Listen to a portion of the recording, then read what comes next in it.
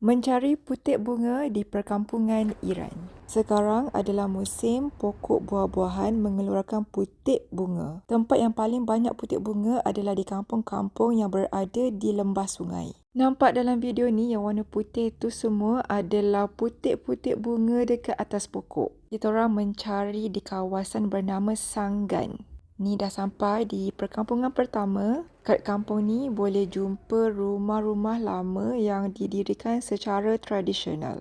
Ini adalah air yang boleh diminum dari bawah tanah. So, kebanyakan rumah dekat kampung ni tanam pokok buah-buahan. Antaranya buah ceri, apple, apricot, prune dan macam-macam lagi. Sungai yang mengalir dekat lembah ni menjadikan tanah kat situ sangat subur. Kita orang jalan je entah masuk kebun siapa nak cari putik bunga. Tapi ini adalah perkara biasa yang dilakukan oleh orang Iran semasa awal musim bunga. Dekat kawasan ni, putik bunga belum kembang sepenuhnya. Ini adalah putik bunga buah ceri, cherry blossoms. Bukan sahaja cantik tau, tapi bau dekat sini sangat wangi. Just imagine satu kampung berbunga.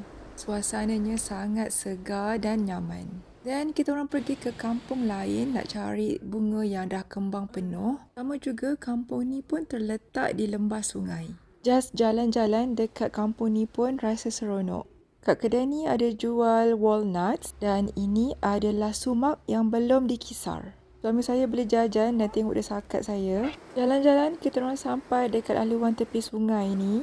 Dekat sini ramai orang tengah berkelah, ada yang tengah masak kebab, ada yang tidur juga. Macam itulah lifestyle orang Iran. Bila ada kesempatan dan peluang dengan cuaca yang best macam ni, kebanyakan memang akan keluar pergi piknik dan masak kebab.